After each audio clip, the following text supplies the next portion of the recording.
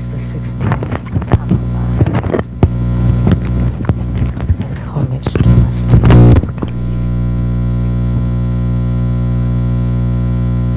homage to the three jewels of the altar.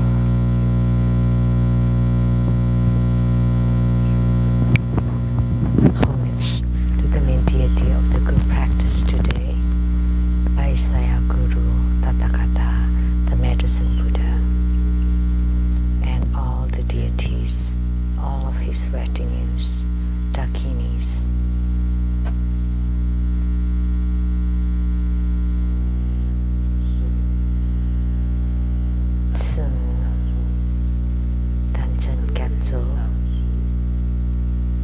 All Dharma masters, Dharma educators, Dharma teachers, Dharma lecturers, Dharma assistants, directors of temples and chapters, and all disciples present here and over the internet. Our participating VIPs today are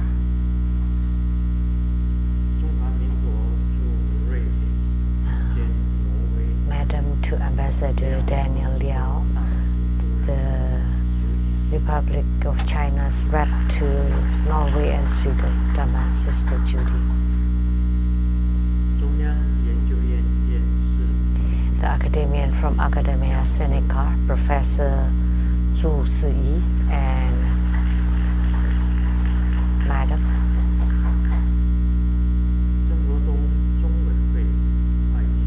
Accountant to Buddha Foundation, Dharma Sister Teresa.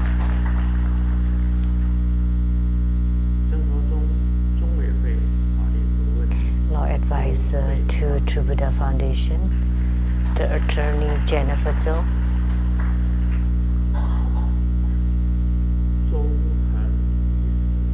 Dr. Hang Zhou.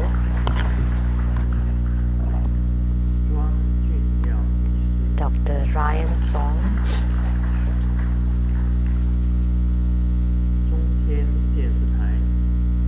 Producers for the Illuminating Your Program, Illuminating Your Heart program, Dharma Sister Rebecca Shiachi.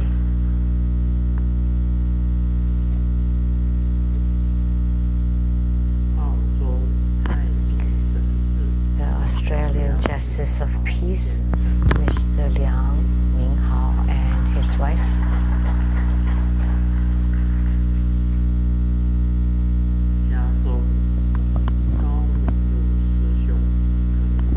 Dharma brother Gao Minglu and his wife from California.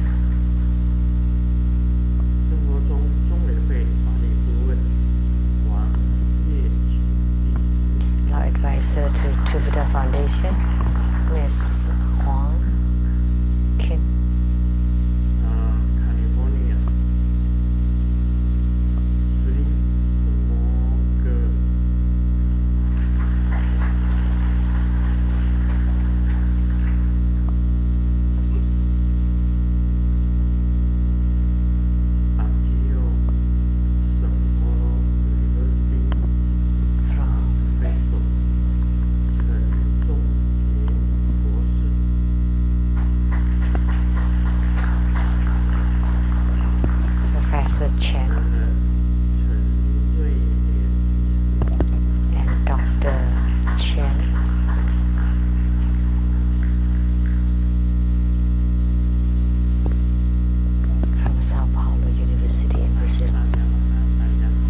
Good evening, everyone. How do you do?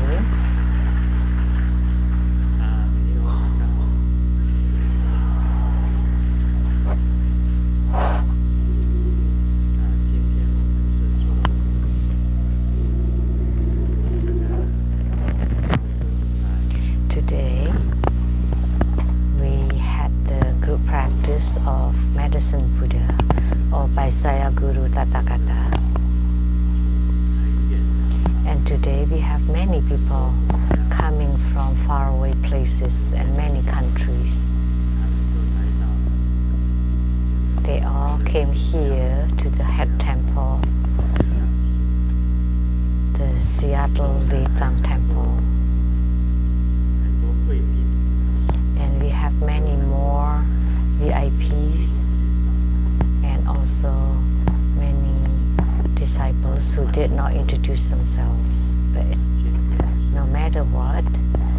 very pleased today to see all of you here.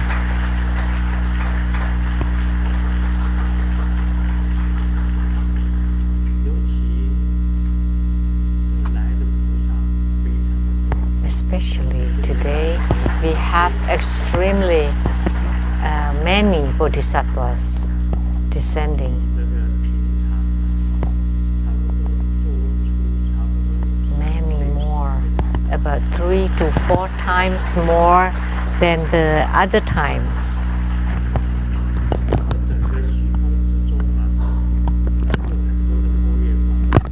So there are many prajna lights in the sky descending.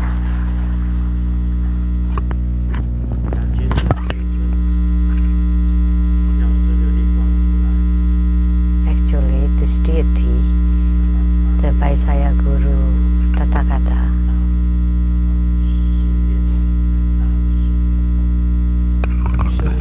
he has many great vows. With Grandmaster Yidam, Amitabha Buddha's vows are the same, similarly great.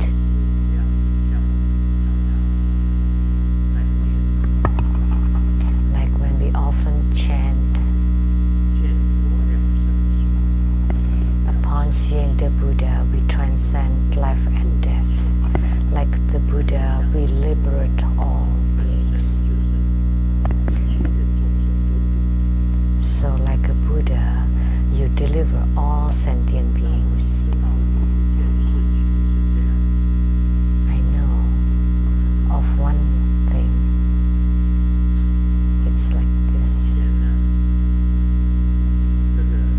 In the past, Vaisaya Guru Tathagata once helped me twice. First time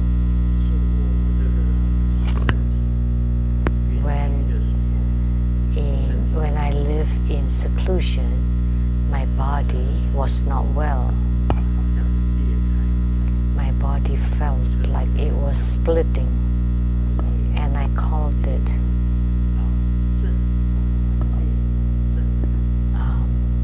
the disease of splitting brain. Every time I looked down wearing the shoes, I felt like I was about to die. So I went circumambulating the Buddha.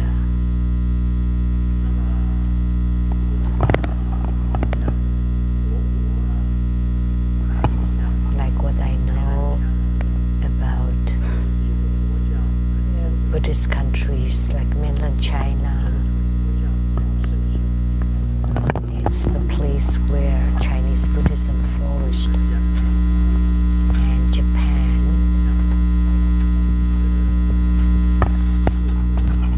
Shikoku, and Kyoto. There are many spiritual centers. They call temples spiritual centers. And like Kobudaishi had 88 spiritual centers in Shikoku Island. So there were 88 temples just in Shikoku Island.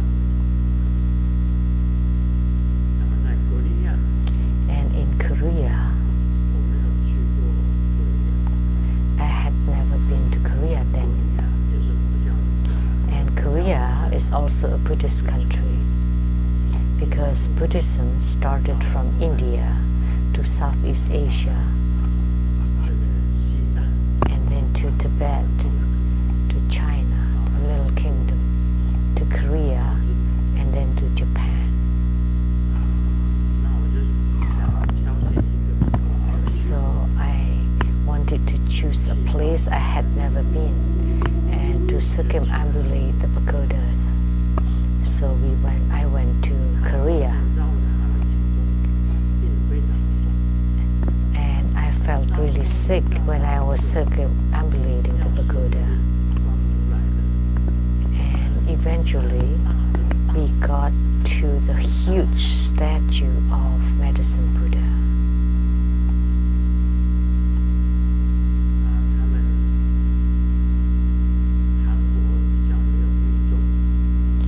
And in Korea, Tantric Buddhism is rather rare, but we have it in Japan, brought back by Kobodaishi from Xi'an, the Chinese Tantric Buddhism, which became Japanese Tantric Buddhism in Japan. And in Japan, there was also the Thai Tantric Buddhism, which was brought back by Zui Chen from the Mount Wutai, or actually Mount Tiantai in China. So it's called the Thai Tantrayana and Japanese Tantrayana, or Eastern Tantrayana in Japan, but not in Korea. In Korea, Zen Buddhism flourished, and over there was the Cao Dong sect a sect of Zen Buddhism, and also the Lingji sect of Zen Buddhism. Both flourished in Korea. So I went to that place. I paid homage to Medicine Buddha by Saya Guru Tathagata, and on the way back after that, I truly had the vision of Saya Guru Tathagata.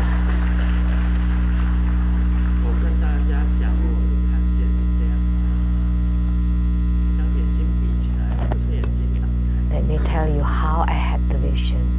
I closed my eyes were not open, and then around my eyes there are lots of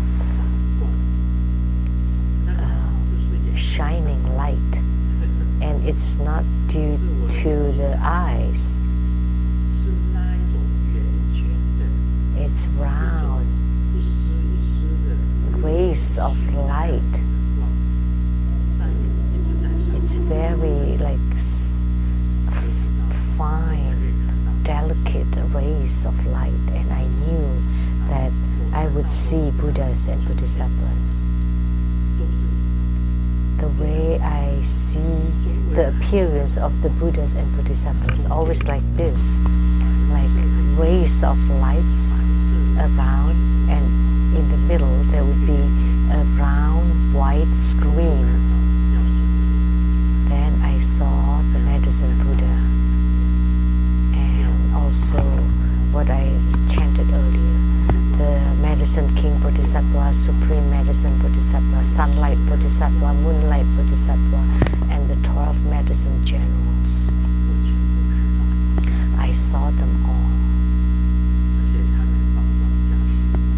and they radiated light to bless me, and I thought I would certainly be cured from my sicknesses. And later on, sure enough, I recovered. My problem with the head or the brain was resolved.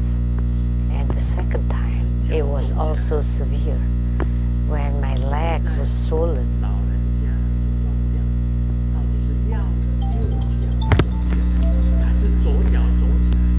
Now, I forgot as an old person, was it my right leg or my left leg? Right.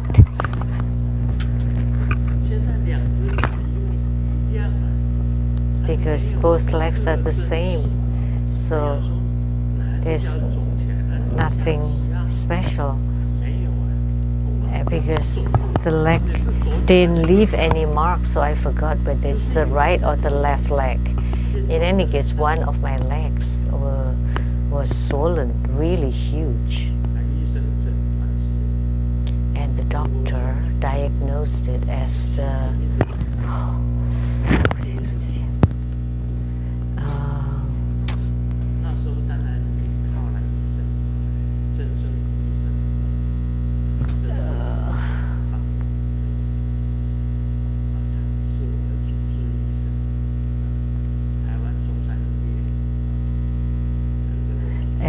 Dr. Tze was my primary physician. It's the cellulitis.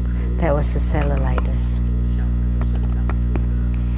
And Dr. Zheng was my primary doctor, but they're also doctors specialized in the kidney, heart, tumor and growth, and most importantly, I forgot. Infectious diseases department. There were like 8 doctors diagnosing and treating me, and they wanted to use the strongest antibiotics to cure. And the antibiotic was called the tiger site.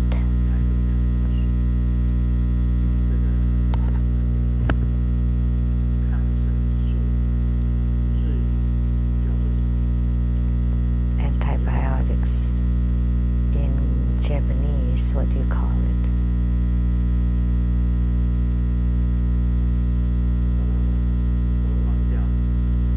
I forgot.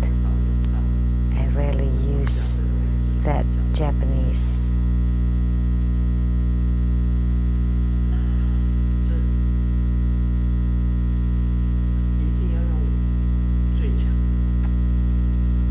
They have to use the strongest.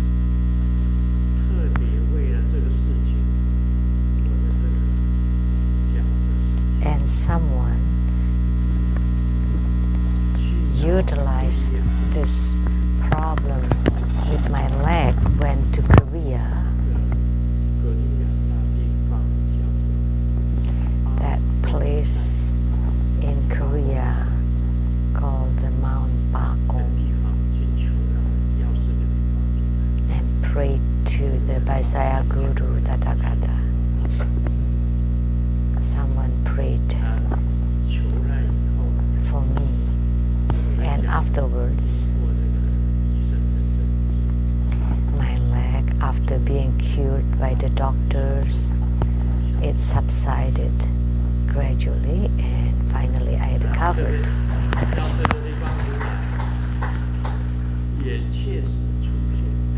So Vaisaya Guru Tathagata did appear to help me, and I personally saw it. I also personally saw the Elder Venerable Xu Yun. My leg was swollen as big as it's impossible to compare. This thick, it was thoroughly infected by germs. And then they used the tiger site antibiotic on top of the blessings of the Buddhas and Bodhisattvas. And as I laid in bed, I saw the Elder Venerable Xu Yun standing on the clouds, and he extended his hand through the clouds all the way to touch my head. Just imagine how long his arm was. He was standing on the clouds in the sky, and his hand touched my head all the way from the clouds. I saw it very clearly. I had lots of spiritual responses, and then eventually my leg got completely recovered.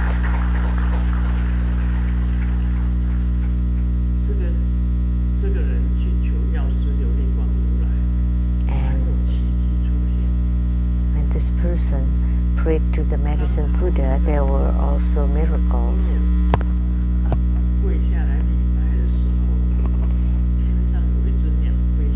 When they paid homage, there was a bird that flew down and perched on the medicine Buddha's hand.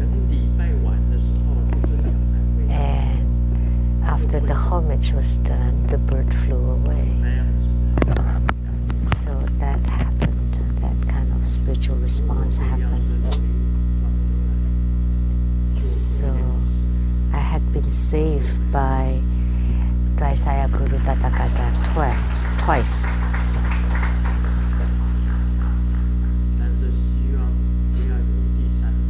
I hope there would not be the third time, because that's how human life is. If there's once, twice, and then 3 times, and after the third time, then I would lose my life.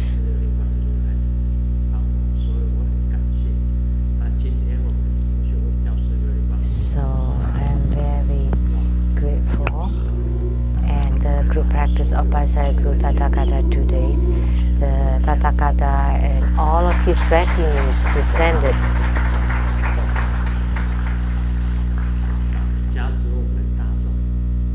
And bless all of us.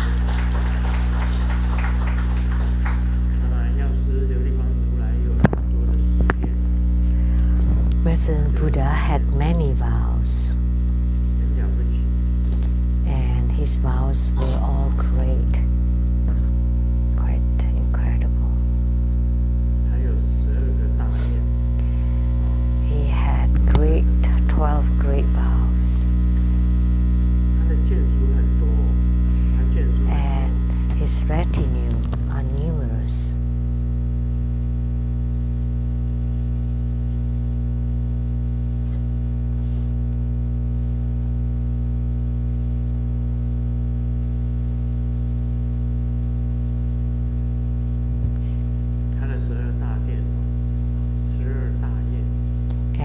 His 12 great vows are to illuminate everyone, to enlighten all sentient beings.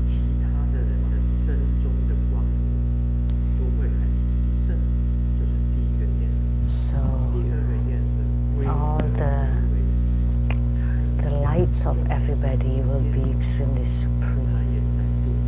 Second is to deliver sentient beings.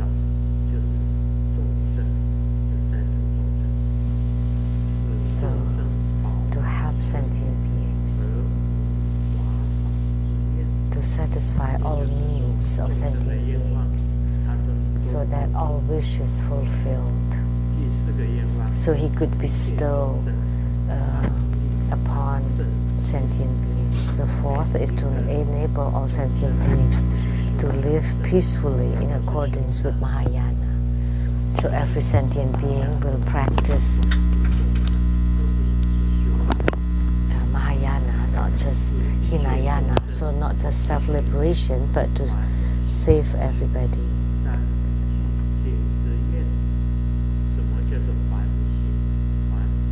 And to enable all sentient beings to uphold 3 collective precepts.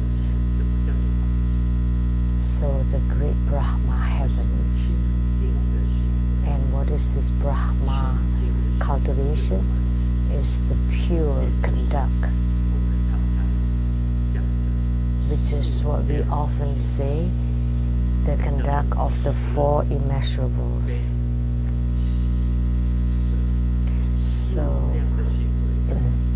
kindness, compassion, joy, and equanimity. So these 4 conducts of the 4 immeasurables are considered a pure conduct, the Brahma conduct. So if someone asks you about the Brahman conduct, you should remember with the loving kindness, compassion, joy, and equanimity. So you use loving kindness to treat people with great merits, and you use compassion to uproot the suffering of sentient beings. You use joy and diligent joy to continually do it. That's joy. And equanimity is toward people you love or hate, people you like or dislike, whether they're tangible human beings or intangible beings, humans and non-humans. You use the equal mind to deliver them. Toward people you like or you dislike or you really despite or hate, you still use this equality to save and deliver them. So this character, Tze, which also means forsaking or equanimity, is extremely important. You treat every single sentient being with equality, and especially toward your enemies. So Buddhism also teaches this. So loving kindness, compassion, joy, equanimity. So toward people you despise, you cannot curse on them or harm them or hurt them. Definitely not. If you say something bad, then you create a speech karma. If you think of it in your mind, then you have created the mind karma. And then if you use your body to harm them, then you have created the bodily karma. Toward your enemies, you have to be equanimous and to treat them equally as everybody else.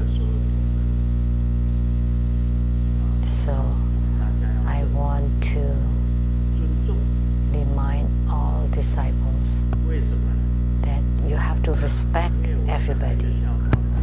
Why? I have told this joke. If you hate someone, you have been carrying the burden of the hatred, the karma of the hatred.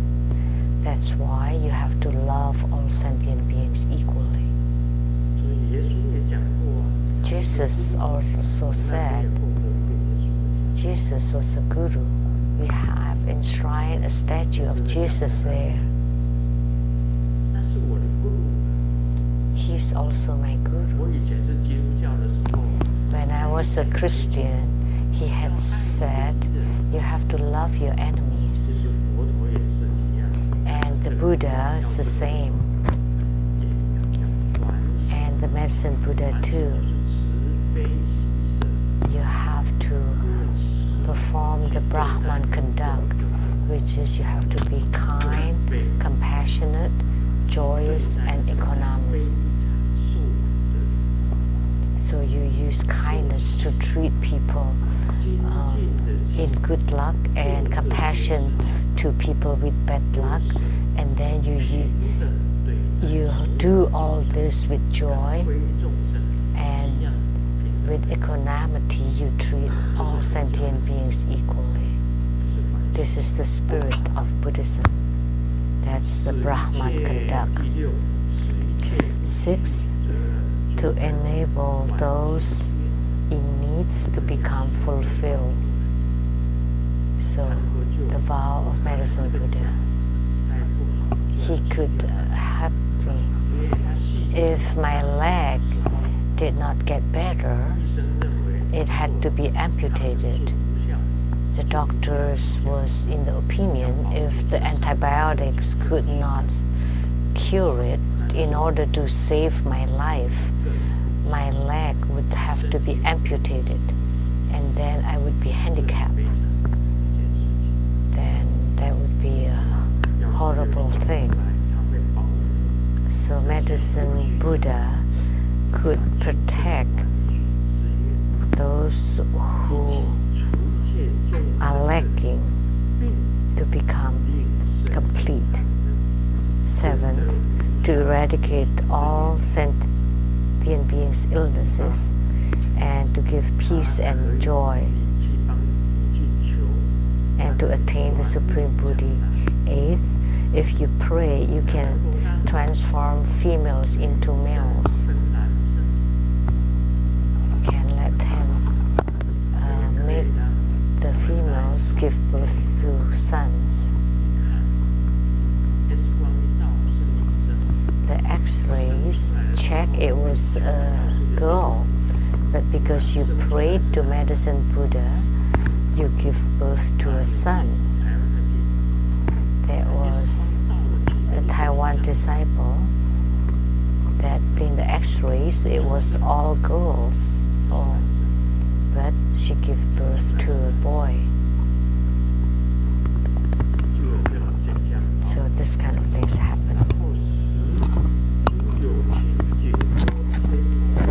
And 10th, to relieve sentient beings from disasters of maras and deviant believers, evil views, and to guide you toward the right path, and to relieve sentient beings from the disasters of tyrants, robbers, and thieves. So, what is the accidents and calamities?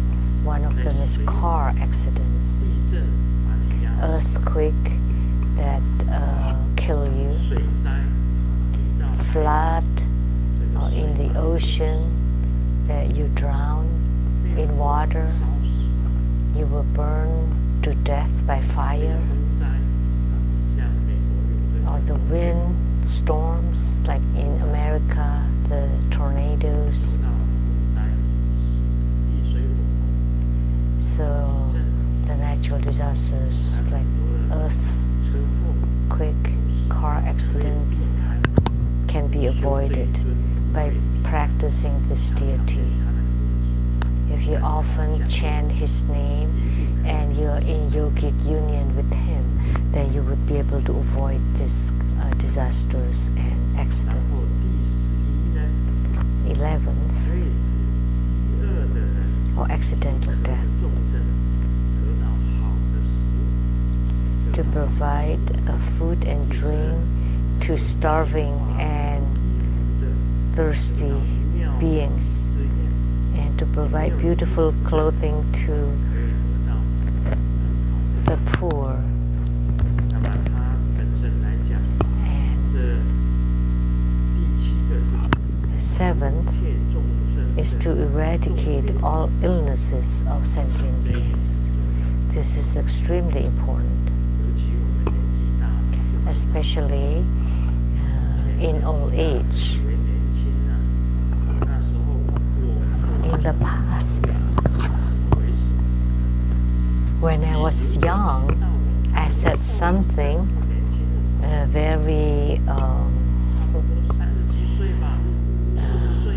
kind of arrogant, and I said in my 30s or in my 40s, I said that if you hear that I cough once, then I will give you $500. If you hear me sneeze once, then you can come to me and earn $1,000.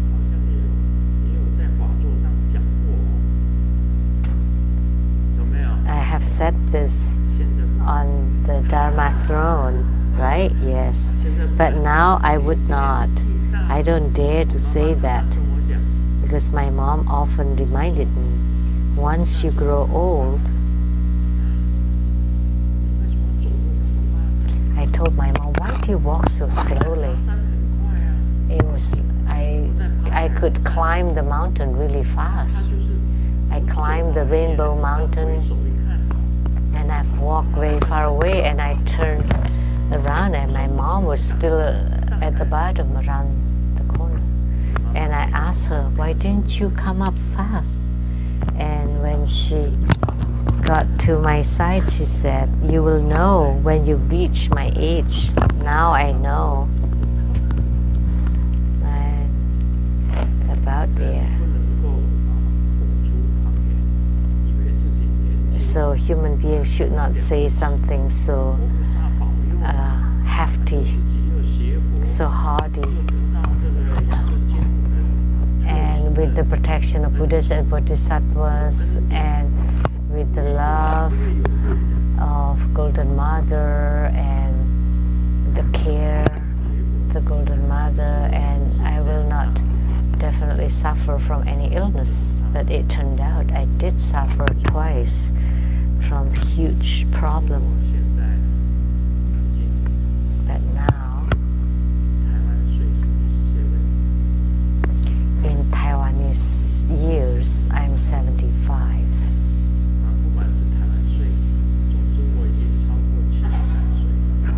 Doesn't matter whether it's Taiwanese years or the normal years, I've passed 73, right? And the ghost witch claimed that I would have died at 73, and she kept talking about it for many years. How many years? Chun-Fei? How many years had she talked about my death at 73? About 10 years. At least 10 years.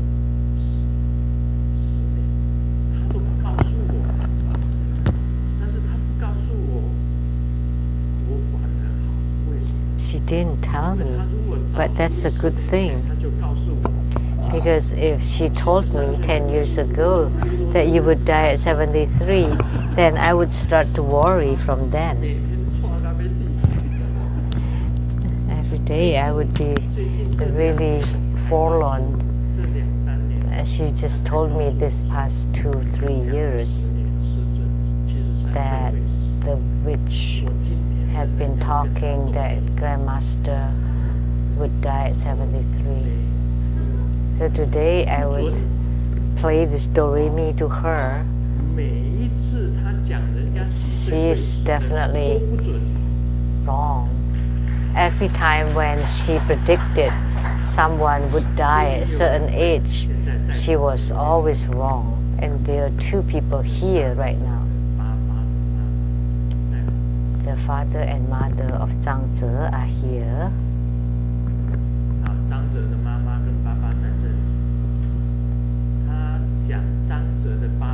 And she also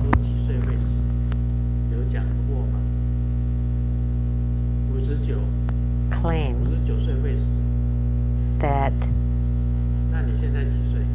Zhang Tze's dad will die at 59. And how old are you now? 57?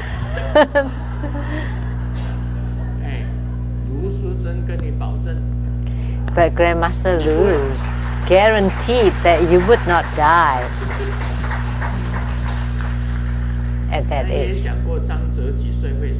And she also predicted that Zhang Tze would die at how old?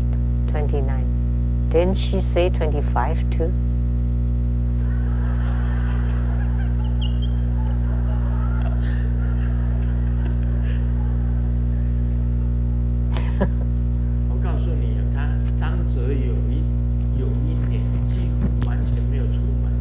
You know, let me tell you, there was one year when Zhang Tze did not dare to go out of his house when he was 25.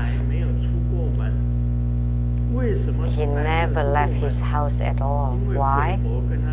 Because the ghost witch told him that he would die at 25.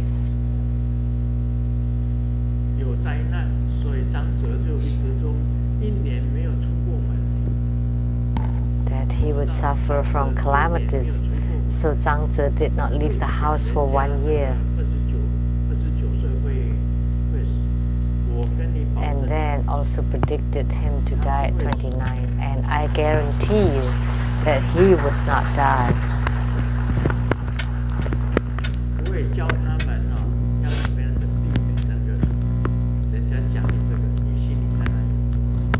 You know, let me tell you how to counter that, because you would psychologically be influenced when someone told you that.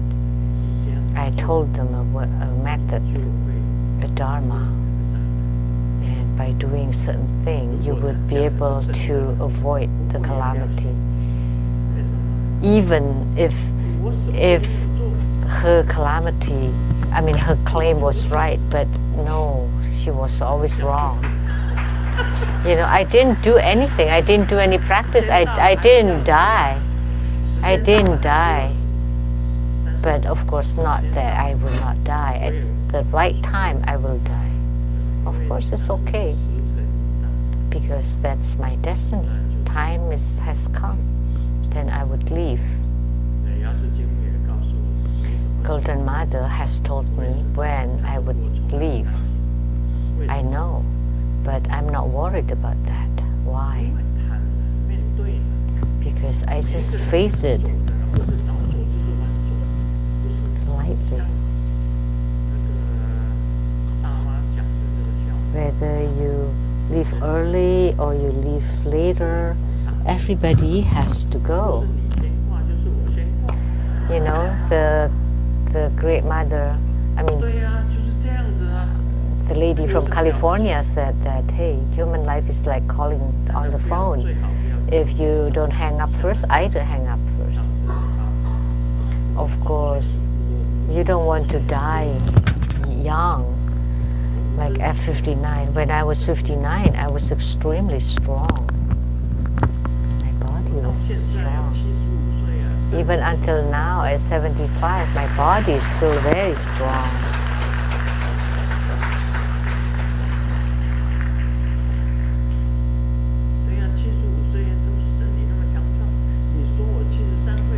So, my body is still very strong and well now at 75, and she claimed that I would die at 73. And she also predicted someone from the tongue, and they have lived for 4 to 5 years longer than her prediction. Those couple from the Yanzi tongue. You know, the ghost witch always loved to tell people when they would die.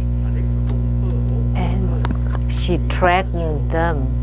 And then to get money, oh, then you have to ask me to do this for them and to do homa and that, and then to give her money, and then she got money this way. So isn't she despicable? But yet we still have to be empathetic toward her, sympathetic toward her, to treat her equally and even love her. Who would be able to do that, to stand that? But even when you cannot, you have to. And I have to pray to heavens and to Paisaya Guru Tathagata to protect her with good health and peace and ease in their body and mind, to come back to the right path and to practice the authentic Dharma. Just don't always do this kind of stuff. Because once you attain the right Dharma, that would be incredible. If you can enter into the formless samadhi, if you can be at the equal state with Buddha, where the Buddha has appeared, that kind of power definitely can be done if you practice the right, authentic Dharma. Not only the everlasting life as said by Jesus, so everlasting life, and you can deliver sentient beings at will and with great self-mastery. It's great mastery. Wouldn't that be great? Your stuff is useless. I've said it last week. You are in heaven and your money's in the bank. Your wife is at somebody else's chest, and your siblings are fighting for your inheritance. And the council, Shi Tzu told me, that's the saddest thing. But I said, no, it's the happiest thing, Because as long as you're already in heaven,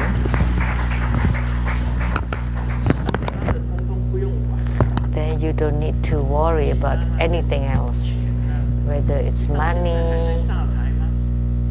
So at that time, would you still, the witch, the ghost witch, are you still going after money? That means you have not repented. Please never ask for money from anybody, and don't scam for them.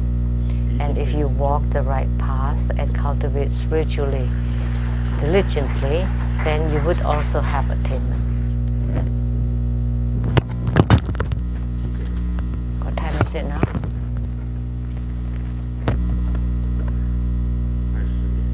Almost 10. So today I will talk about the wisdom empowerment from Lamdre. The pre-practice. The wisdom empowerment talked about here is between I and the empowerments to the souls. So it's not to the human beings. Grandmaster delivers sentient beings like this. Pay attention. I save or deliver sentient beings, the non-humans. What is non-human? Spirits or souls. It's not a human being. It's a ghost. How do we deliver them? Like, how do I deliver my father? My father took refuge in me, so my disciple too. But he never cultivated spiritually. He had this huge ignorance and delusion. What is the greatest ignorance of human beings? It's when a human being dies, everything is gone. There is not even soul, no karma, no good karma, bad karma, no soul. When he dies, everything is gone, nothing. That's the biggest ignorance, the most severe ignorance. A lot of people think like that. When I die, everything is gone. There's no soul or next life or reincarnation or the 6 rebirth rounds. None of those exist. So he had this strong belief, and he never cultivated spiritually, but he did take refuge in me. And through the lineage from the refuge initiation, I opened my heart, transformed it to become a lotus blossom, and I supplicated my father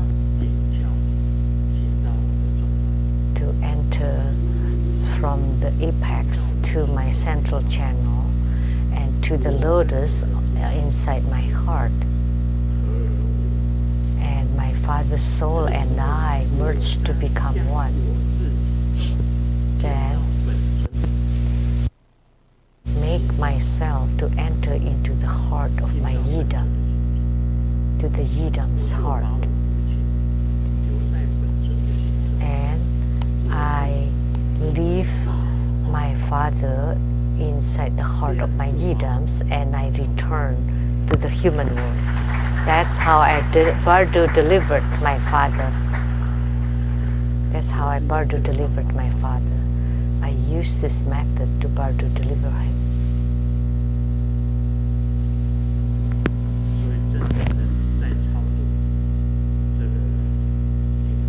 So in Bardo deliverance of a soul, I open my own heart, and I want to Bardo deliver you. You enter into my heart, and the soul and I enter into the heart of the yidam, and then he stays there, and then he would go to the Pure Land by staying inside the heart of the yidam, and I return. I come back. So I use this method for my family. Otherwise, I invite the yidam to guide them. That's another method. Let me tell you about Milarepa. When he delivered his mother, he used this Grandmaster's method. When he was delivering his own mother,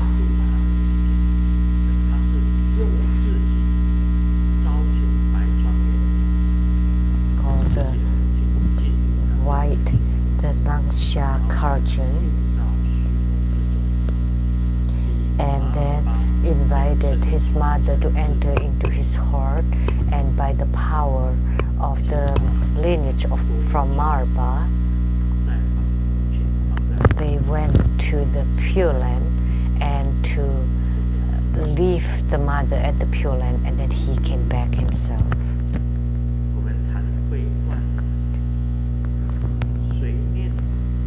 Now we talk about the wisdom empowerment. 3. Mindfulness. Mindful towards the secretly appearing Guru with innate wisdom. The pre-practice is the same. You have to be thinking of your own Guru. You have to be mindful of your Guru. And mindful towards the passenger's path, like his retinues. So the Guru and the retinues of your wisdom. That's retinues.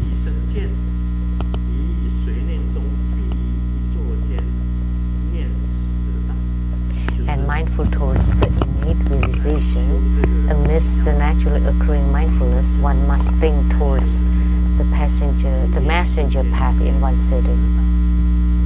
So at the moment of death, you need to think of the retinue. So Guru, Yidam, and Protector. And the Protector is the retinue of the Yidam, retinue of the Yidam. And the main practice, the soul seeks after the 5 upholdings in the intermediate state and the 7 fear that occurred simultaneously. If 7 kinds of fear appeared, like if you hear some shoutings, like the howls of the winds, of the tornadoes, and earthquakes, huge water flooding, fire burning you, when the souls encountered this kind of phenomena.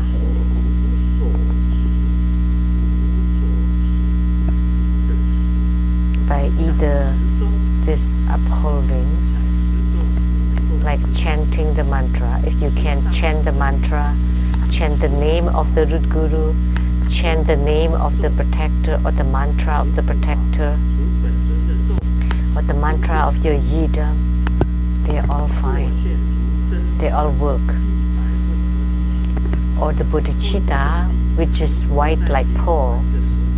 Or when you become soul, you can maintain the clear light radiance of your heart.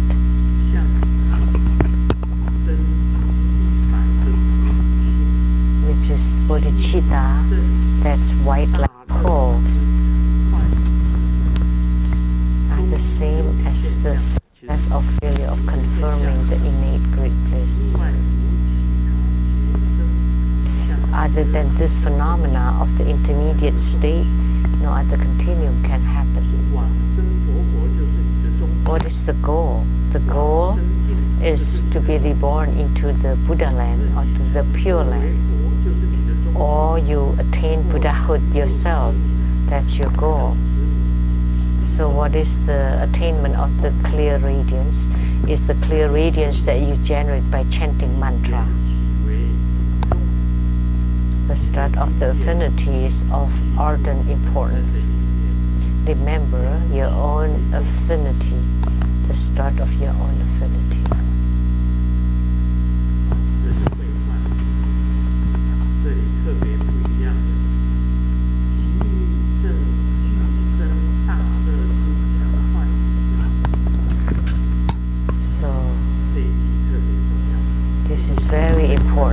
in the wisdom empowerment, the success or failure of confirming the innate great bliss.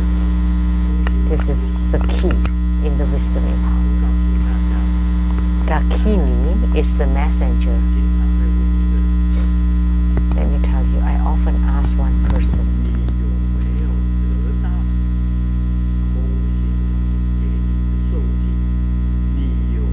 did you receive the sealant or the mark from the Dakini? The confirmation from the Dakini?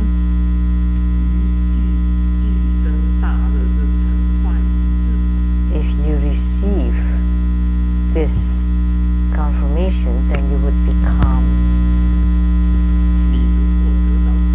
the confirmation of the innate great bliss. Like if you want to tell Grandmaster a dream, and Grandmaster would know immediately that you have received the confirmation of the Dakini.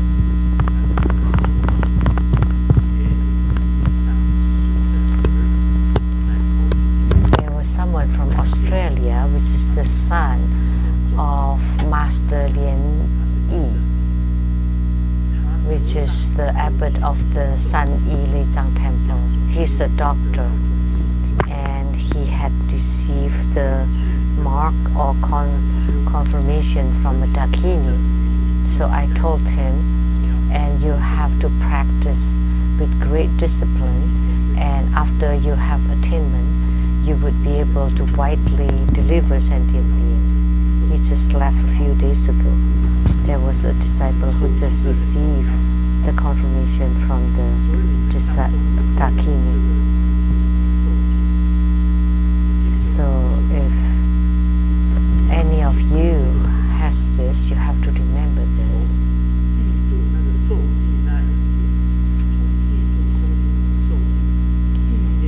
From the moment of the confirmation of the Dakini, you have to always remember that, and you would be able to elevate your goal or to maintain the clear light radiance in your heart. And that's the confirmation of the Dakini is the start of the affinity. And this start of the affinity is of extreme importance. Please raise your hand if you have received the confirmation of the Dakini, if you dare. If you really, truly receive confirmation from a Dakini, and that Dakini in the sky entered into your body and give the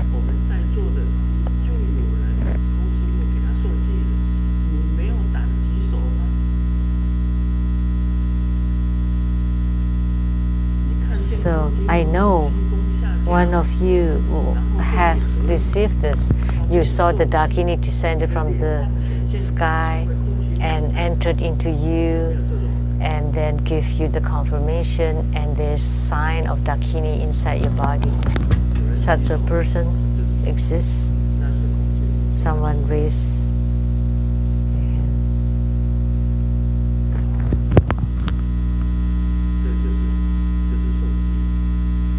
That's good. And at that time, you would look like the Dakini.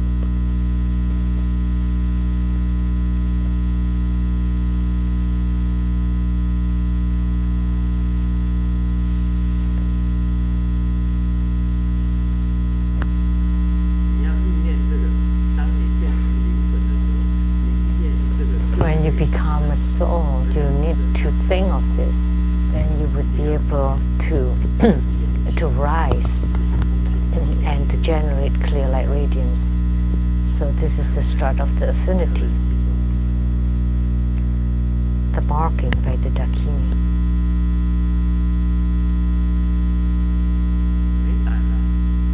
Anybody else? You don't dare?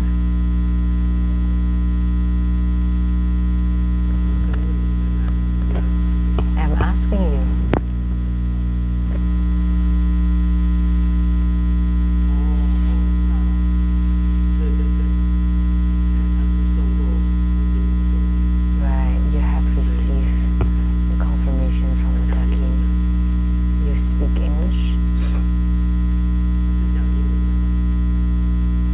speak English?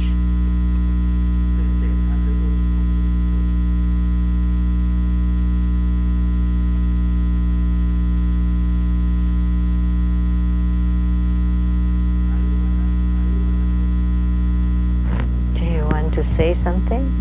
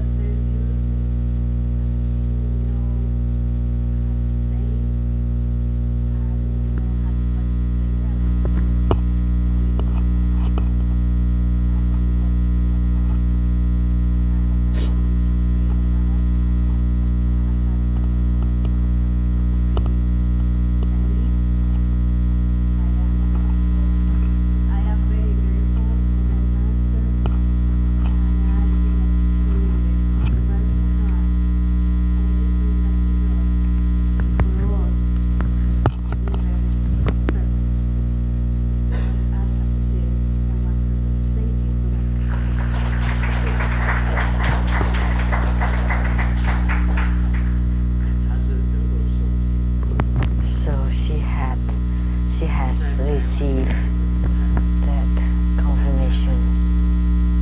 When I was in Taiwan, there was also someone who had received that. It was extremely wonderful. So at that time, so it is the same as the success or failure of confirming the innate great bliss. And the start of the affinity is of extreme importance. So if you can remember or think of that start of affinity, then you would be able to maintain that clear light radiance.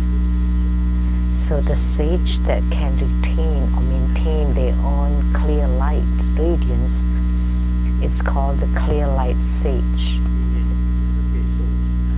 So as long as you can think of the moment of that confirmation,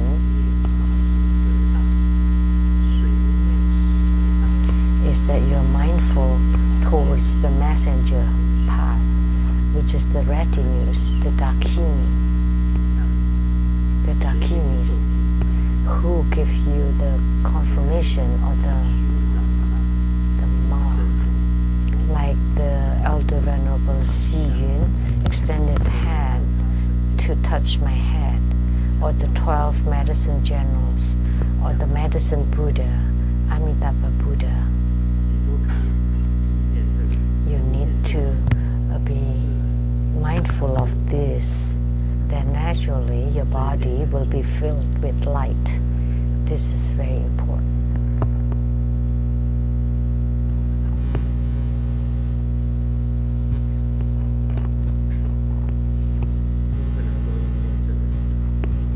You should not be mindful of this.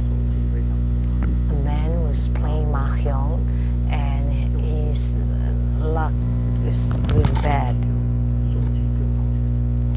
And the wife called him on the cell phone and his luck turned a lot better.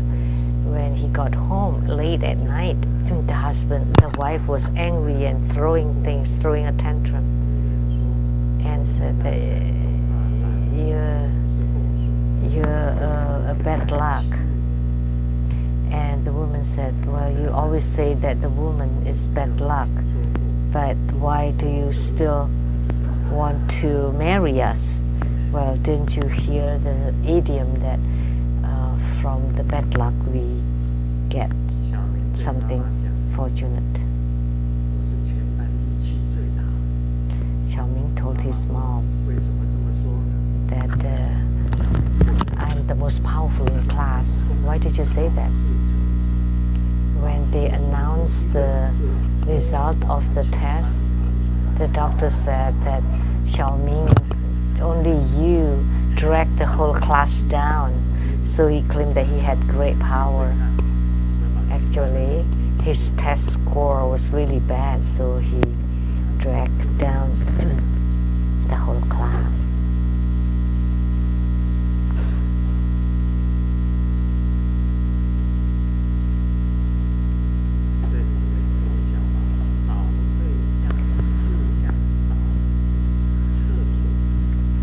Looking for a spouse is like looking for a toilet. When you enter into a public washroom, when you open the door, it's very dirty and there's some poop.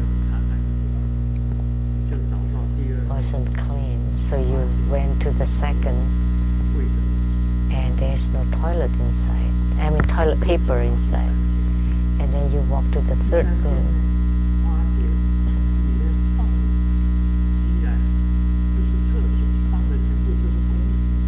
It's not a toilet, it's like a utility room.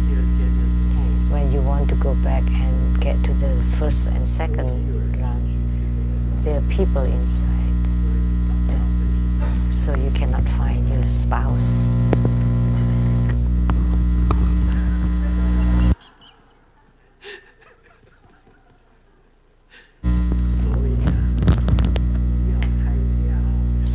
Don't be so picky. It's okay even one with poo or the one without toilet paper, it's okay too. What should you do without toilet paper? But it's okay.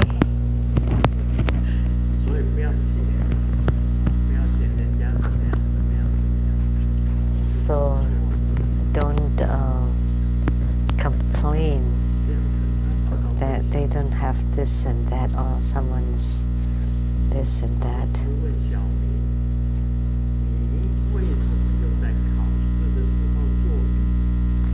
The teacher asked Xiaoming, why did you cheat during exam?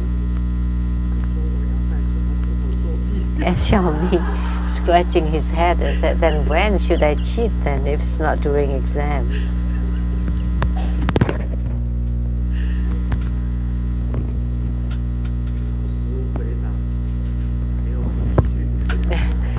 Teacher said, get out of here.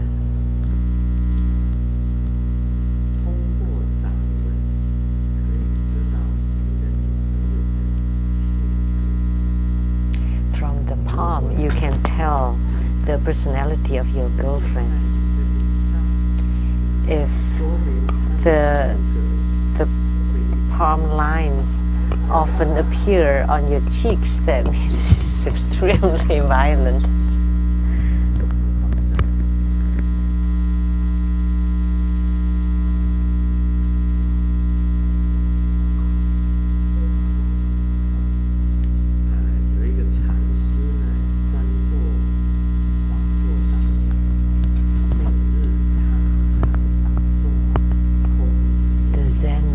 Seated on his Zen cushion for hours a day, sitting upright for 4 hours. And someone asked him, what's the secret to be able to do that? And the Zen master replied, the former 2 hours I was training my own to cleanse away the dust of the world. And how about the latter 2 hours? After after sitting 2 hours, my legs were numb, so I could not stand up.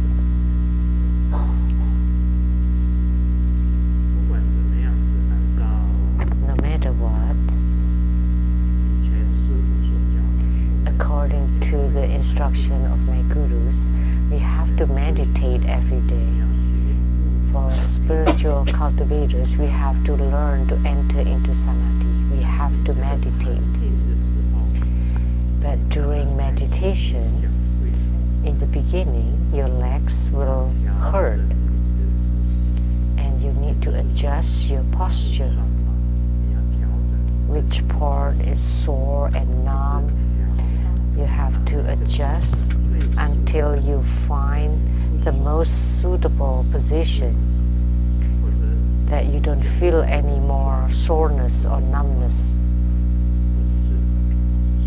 So if your legs are sore or numb or painful, then it's impossible for you to enter into samadhi. You have to make sure that your legs are not sore, numb or painful. You have to find the right position for yourself.